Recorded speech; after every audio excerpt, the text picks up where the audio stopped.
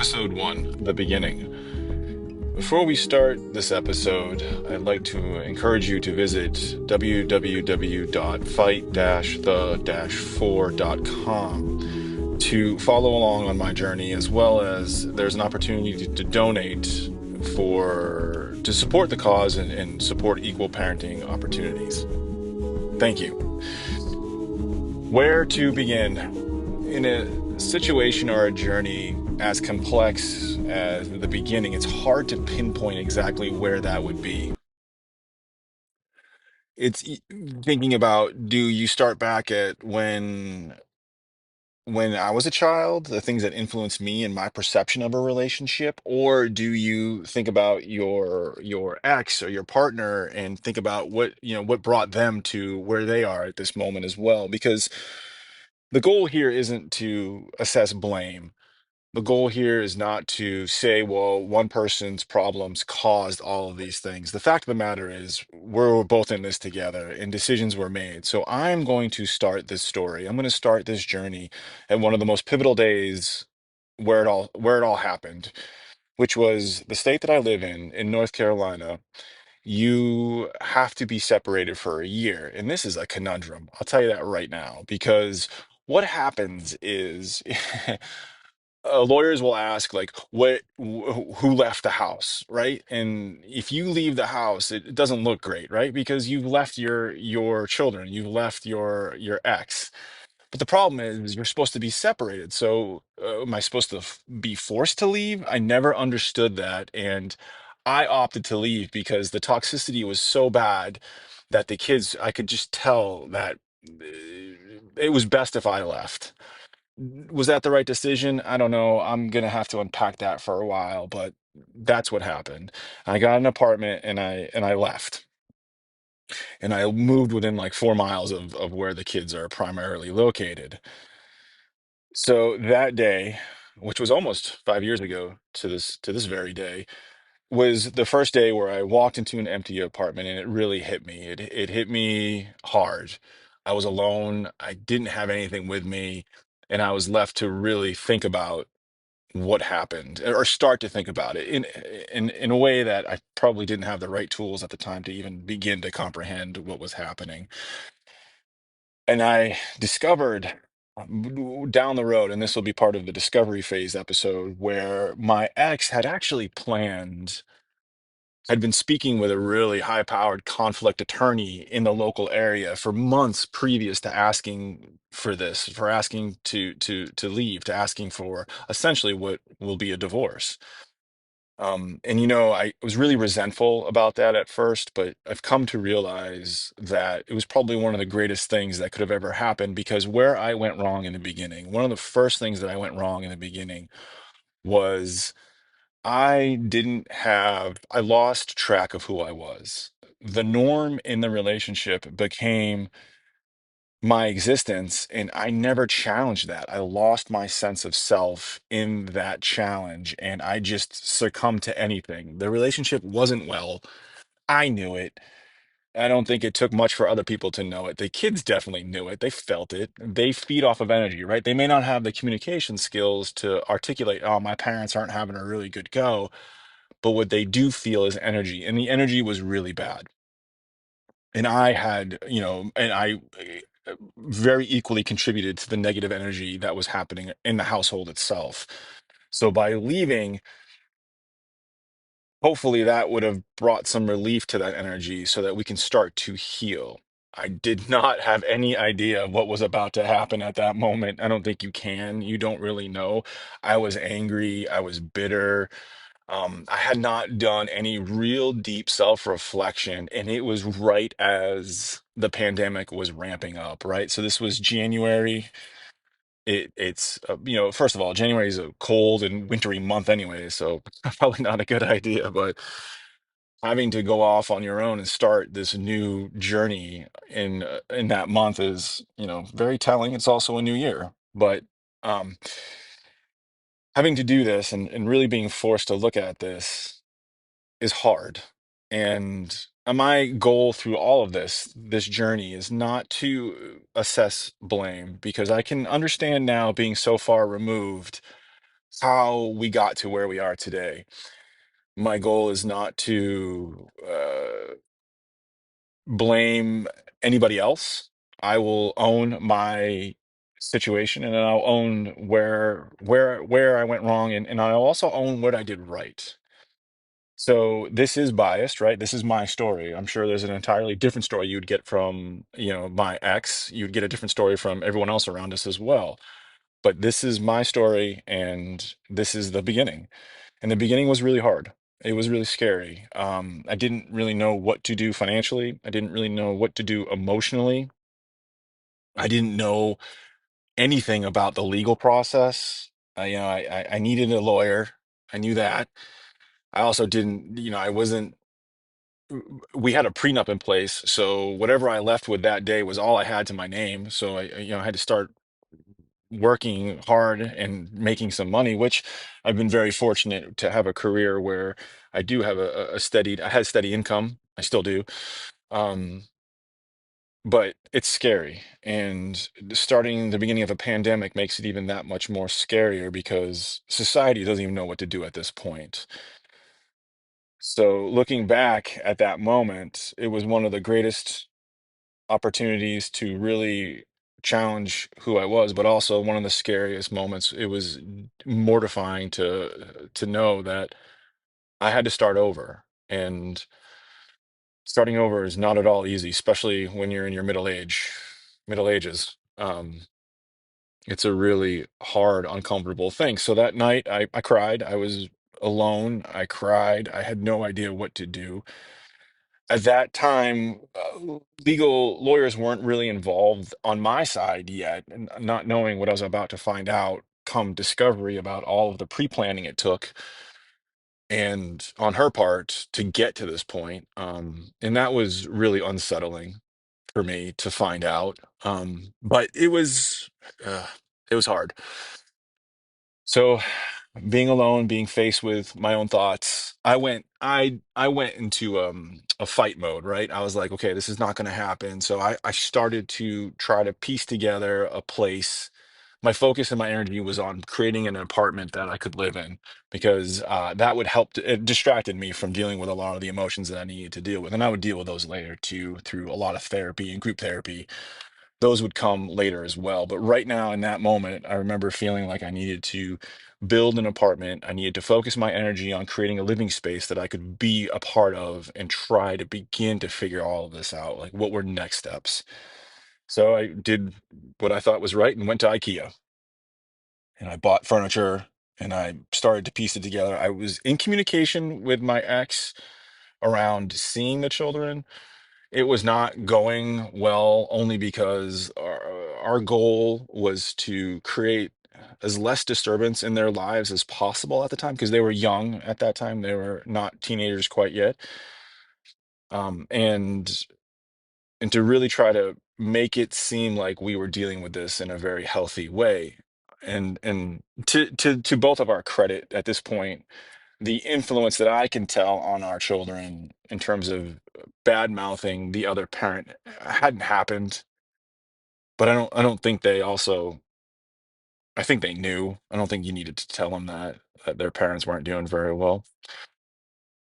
So I started to rebuild, and part of that rebuilding was evaluating where I needed to go, and I knew I needed therapy. I knew that was the right thing to do was to get therapy. I knew that you could, you during the pandemic, a lot of support groups popped up online. So I joined a men's divorce support group. I also joined Future. I joined an alienation group as well. But the pop-up groups were interesting. Those lasted through COVID. COVID, it was in March of that year, and that was when everything went into lockdown. So I was in lockdown. I had no idea what was happening with COVID. No one did. I was seeing the kids pretty sporadically. We were trying to make it regular, but with COVID and all that stuff and not knowing what was happening, once someone got COVID, you quarantine for I think it was 7 or 14 days or something like that. And then those, the guys being out of school and being on lockdown was even worse. So it just got to the point where those first 6 months were brutal in terms of being alone but also in terms of seeing the kids because COVID happens and I didn't feel comfortable if I wasn't feeling well being in front of those kids because the last thing I would want to do is pass on COVID to them.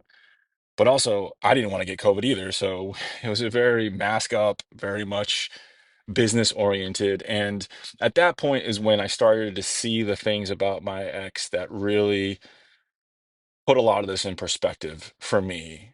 And it also showed me later, and not at all, I was not at all graceful during this period in terms of myself. I didn't reflect very well upon my own accountability in this situation. Actually, it took me a while to really understand my accountability and the failing of my marriage, as well as the progress needed to happen in the custody battle. I can see now, having plenty of years of this happening, you can see the routine, you can see what's going to happen. You kind of know the reactions you're going to get when you do things at this point. But at that moment, I didn't know. And I didn't realize how bad it was. I didn't realize how accountable I hadn't been in all of it. I was asleep at the wheel. I knew things had gone wrong years before it got to this point. And this point, meaning when I had left in January, I had felt it. I didn't do anything about it. I looked for every other reason why my marriage was failing versus actually looking at myself and not having the wherewithal to assert my own accountability. Meaning, basically, I folded onto who I was and what was important to me. I lost track of it all. I got so consumed. There was a lot of sickness, a lot of delivery on all of the three babies, complications that had just consumed our lives. And I had completely lost a sense of agency and self-identity. And I looked for everything to try to find that. And I couldn't. I failed, and I knew it was wrong. Like there was this thing in the back of me that said, "This isn't right. This isn't the relationship that you want." But I kept driving through it because I thought it'd be better for the kids. It'd be better. It'll get better, and it just didn't. It got worse. And I think because I kept having that mindset of stay for the kids, stay for all of these things, that it really took away from where I needed to focus on. And what I needed to focus on was being accountable. Like who am I? And I lost such track of that. And it was jarring. It was, and I looked for everything I could to fill that void, and it didn't work. And my ex at the time had been seeking counsel from a very high conflict lawyer. And I could see now the seeds that were planted in what she was doing and how she was doing it and the manipulation that was involved and telling me I had all these emotional problems that I couldn't connect and all these things, and me going to therapy and trying to figure it out, and her always wanting to come to my therapy and my appointments, talking about medications and all that stuff. And I knew that was wrong.